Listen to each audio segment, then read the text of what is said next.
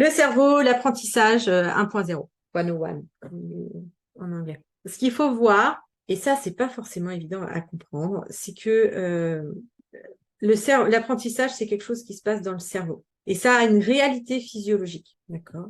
L'apprentissage, ça a une réalité physiologique. C'est pas quelque chose d'éthéré qui se passe dans un endroit qui sera la conscience, tout ça. Non, il y a des choses qui se passent au niveau de la matière. La matière évolue. Quand on regarde, il y a des choses qu'on peut voir, par exemple, à l'IRM, entre des gens, c'est les chauffeurs de taxi londoniens, ils doivent passer un examen très, très demandeur de mémoire, parce qu'ils doivent savoir comment, ils doivent connaître tout Londres, en fait. Ils doivent savoir comment aller d'un endroit à l'autre à Londres sans GPS ni rien. Et on regarde leur cerveau après qu'ils aient préparé l'examen et on voit des différences à l'IRM. Donc, il y a quelque chose qui se passe physiologiquement. Et ça a lieu dans un organe qui s'appelle le cerveau.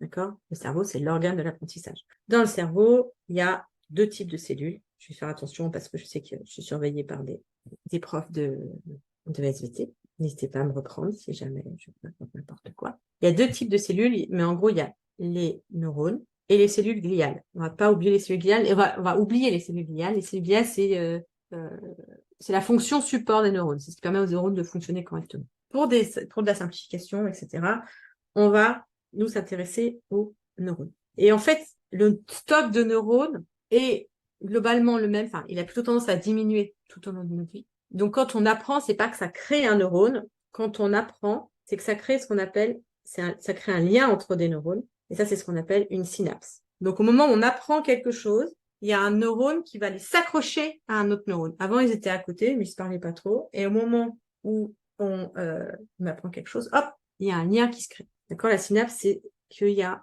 une connexion qui se passe entre deux neurones. Plus cette connexion, elle a lieu souvent de façon répétée, plus elle va être rapide, plus elle va être forte. D'accord? Je ne vais pas rentrer dans le détail des neurotransmetteurs, etc., etc. On va s'arrêter là pour le côté neurologique du cerveau, mais c'est important de bien se rendre compte que ça. Et ces synapses et neurones, ils forment, et du coup, c'est ce qu'on appelle la mémoire. Et ça, c'est hyper important à comprendre que tout notre apprentissage est stocké dans la mémoire. Il y a cette idée un peu répandue que mais moi ce que je veux c'est pas qu'ils apprennent, c'est qu'ils comprennent.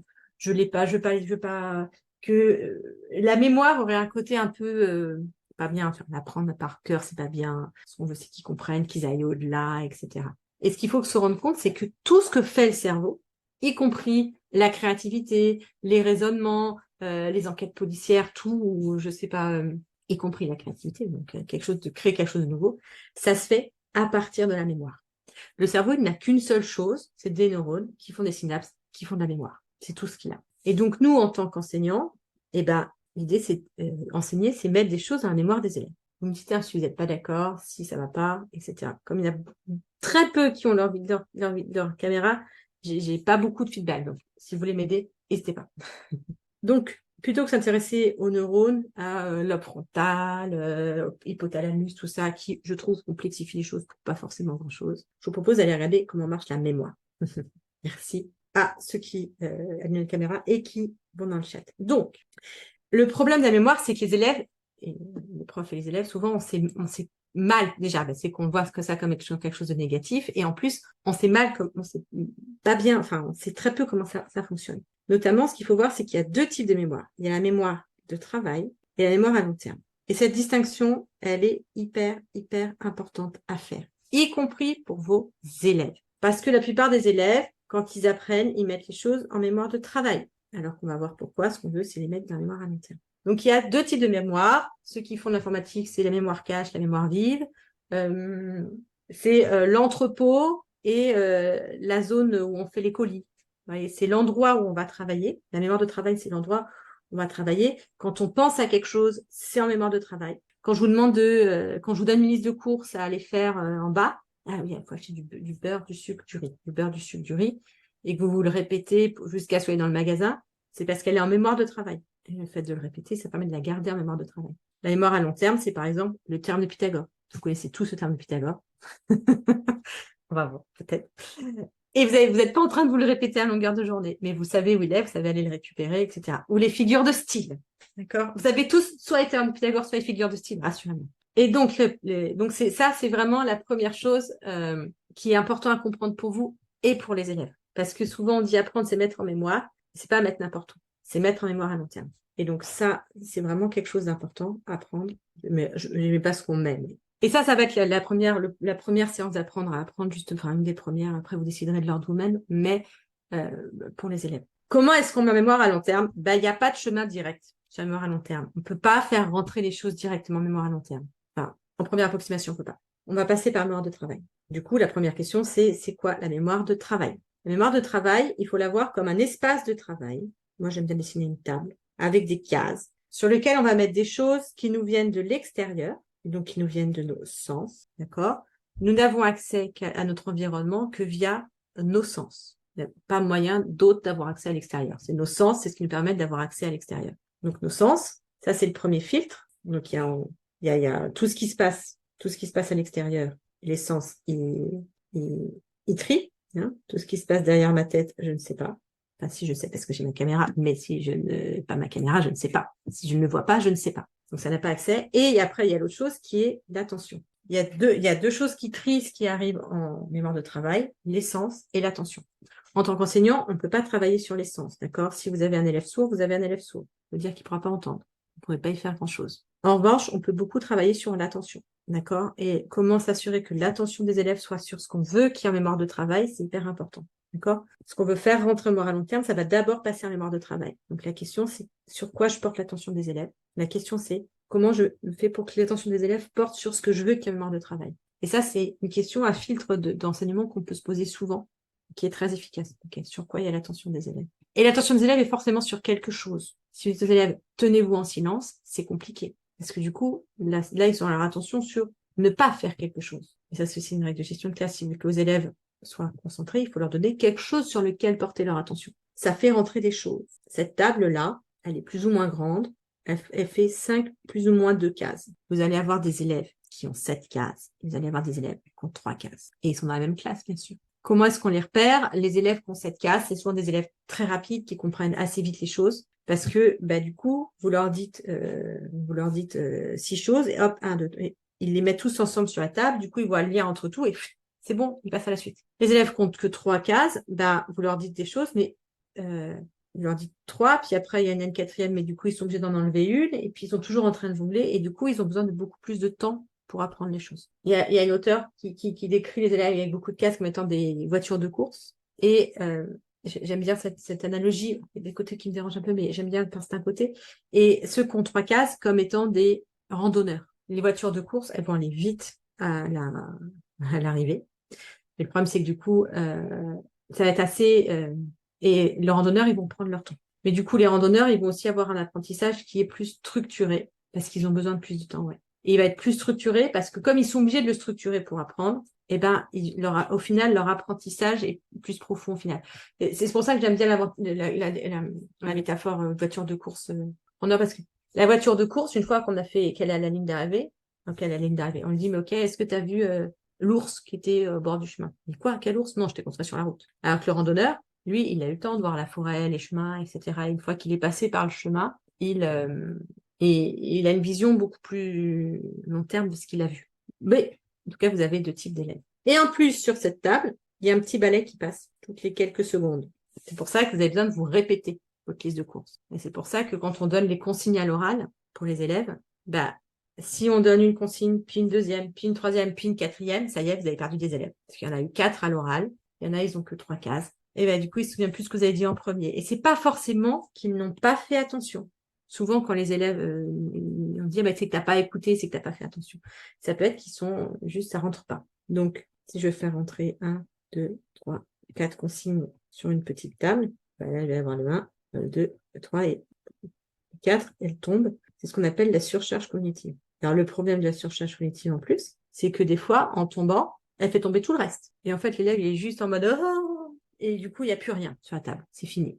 Vos élèves, ils sont partis. Donc, la surcharge cognitive, c'est un des gros dangers de l'enseignement. Et beaucoup de choses qu'on va mettre qui va... Et en même temps, si vous en donnez 4 comme ça, votre élève qui en a 7, même 6, je sais pas, 1, 2, 3, 4, là, il a 2 trous. Alors, les élèves, ils n'aiment pas les trous. Du coup, il va le combler en parlant avec son copain, en essayant de réfléchir à autre chose, etc., en gribouillant sur la table, en faisant des choses. Donc, c'est normal que quand vous disiez des choses, il y en a qui soient en limite de surcharge et il y en a qui ont tendance à faire des trucs à côté parce que c'est pas rempli.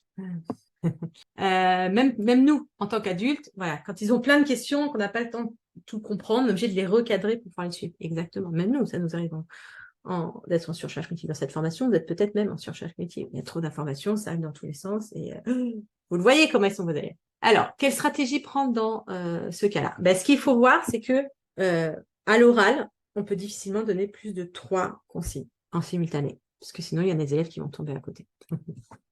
Et sinon, il y a 2 solutions. Soit on fait de l'étayage, c'est-à-dire qu'on leur sert d'une mémoire externe. Donc, typiquement, on met les consignes à l'écrit, au tableau. Quand ils demandent, comment on fait ça?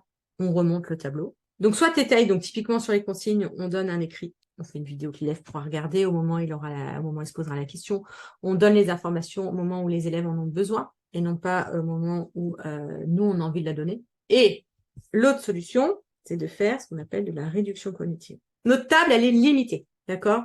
En revanche, ce qu'on peut mettre dessus n'est pas illimité. Ces cases, elles peuvent contenir plein de choses. Donc, si par exemple, vous voulez que vos élèves aient 1, 2, 3 et 4, tous sur la table. Par exemple, vous êtes en tâche complexe. En tâche complexe, il y a 4 consignes. Vous voulez que ces 4 consignes, ils s'en souviennent à chaque fois. Eh bien, vous allez faire ce qu'on appelle de la réduction cognitive. Réduction cognitive, c'est-à-dire que première fois, on va mettre 1, 2, 3, 4 ensemble. Je vais vous prendre un exemple plutôt. La taille de ce qu'on met sur la table, là, c'est ce qu'on appelle un chunk. Un chunk, c'est ce qui prend la place d'une case sur la table. Typiquement, si je me place en début de primaire, maternelle, prendre un élève lambda qui a 4 cases dans sa mémoire de travail. On va travailler sur le chiffre 2. Là, on va mettre, regarde, j'ai une étoile et une deuxième étoile.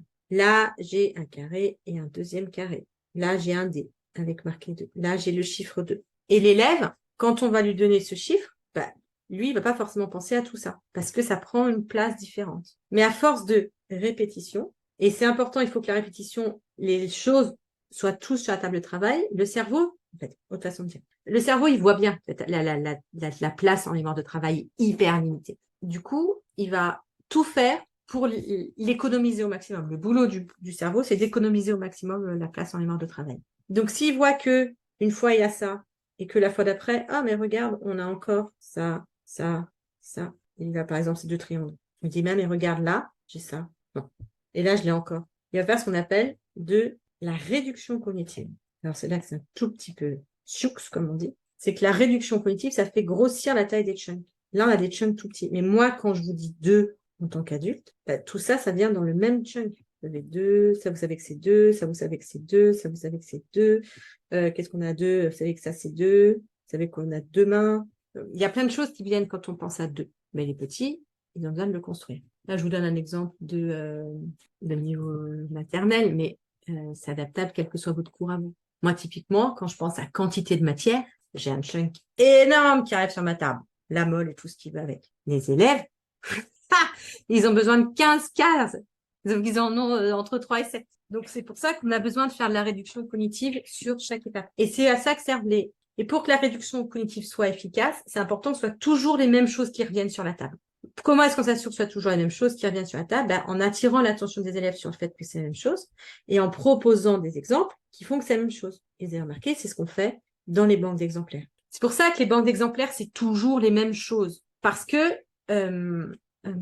sinon, si vous mettez, si c'est pas toujours la même chose, à un moment, le cerveau, il va voir un peu de ça, puis il va voir un peu de ça, puis il va voir un peu de ça, et il va jamais se dire, tiens, c'est la même chose, je fais de la réduction cognitive. C'est beaucoup ce qui se passe dans l'enseignement inductif, en fait. La plupart des élèves sont en surcharge cognitive, on leur fait un petit peu de ça. Je vais faire une explication de ce texte-là, puis une explication de ce texte-là, puis une explication de ce texte-là.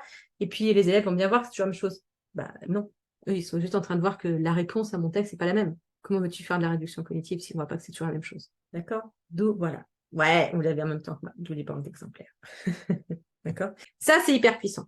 Et c'est là où, du coup, les randonneurs sont plus efficaces que les autres parce que les randonneurs, pour avancer, ils n'ont pas le choix, ils doivent construire des chunks. Du coup, ils ont des chunks qui sont beaucoup plus gros que les voitures de course. Sauf que pour les chunks, je suis désolée, c'est la taille qui compte. Donc, on va vouloir que les élèves, quand on va vouloir accélérer le rythme en post-bac ou au lycée, on a besoin qu'ils aient des gros chunks. Et en plus, ce chunk, une fois qu'il est fait, on l'a pour toute la vie. Donc, c'est important que les élèves comprennent que on fait des chunks de plus en plus gros. Et mon boulot d'élève, c'est de faire grossir mes chunks, entre autres. D'accord? Ça va pour ça?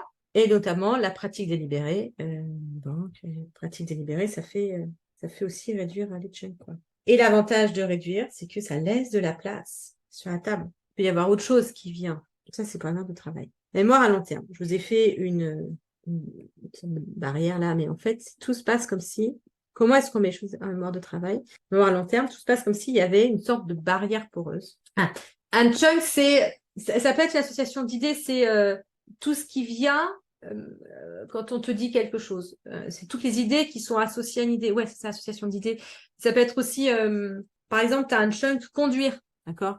Mais là, elle est tellement automatisée que pour les gestes, enfin, pour les procédures, enfin, les procédurales, les savoir-faire, ils peuvent être tellement automatisés qu'ils sortent de la table, tu vois. Par exemple, conduire, ton chunk est tellement gros qu'il sort de la table. Donc, mais rappelle-toi au début, quand tu apprenais à conduire en auto-école, tu regardais, t'avais ton volant, et puis il y a un feu rouge qui arrivait. Tu disais, ah, attends, il faut que je débraye, il faut que je freine, il faut que je regarde mon rétroviseur. Tu te rappelles, quand on te parlait en même temps, tu es là, non, ne me parle pas, il y a un feu rouge. Tu te rends compte, il y a un feu rouge. Aujourd'hui, je pense que la plupart d'entre vous arrivent à parler avec le passager quand il y a un feu rouge. Pourquoi? Parce que vous avez fait de la réduction cognitive et que du coup, c'est disponible pour faire autre chose. Donc, vous soutenez une conversation. Donc, c'est ça. Et la pratique délibérée, c'est de travailler sur les banques d'exemplaires en sachant qu'on a compris. On a compris, c'est-à-dire qu'on sait ce qu'il faut mettre sur la table. Comprendre, c'est savoir ce qu'il faut mettre sur la table. Donc, on a compris, mais on continue à le faire pour dire à notre cerveau, regarde, c'est toujours pareil, regarde, c'est toujours pareil, regarde, c'est toujours pareil, pour qu'à un moment, ils se disent, attends, mais c'est toujours pareil, je vais pas prendre toute cette place-là, je vais tout mettre là. C'est ça la pratique délibérée. C'est les gammes du violoniste, du pianiste. Hein. On fait toujours la même chose, des choses qu'on sait faire, mais on y arrive de mieux en mieux parce que notre cerveau compresse. Et il a besoin d'avoir les choses bien étalées sur la table de la mémoire de travail pour pouvoir compresser. Donc, on a besoin de faire l'exercice. Ça ne suffit pas de réfléchir à ces gammes, il faut les faire. Bien, sauf que je dis apprendre à se mettre en mémoire à long terme, mais là, je vous ai parlé que de la mémoire de travail.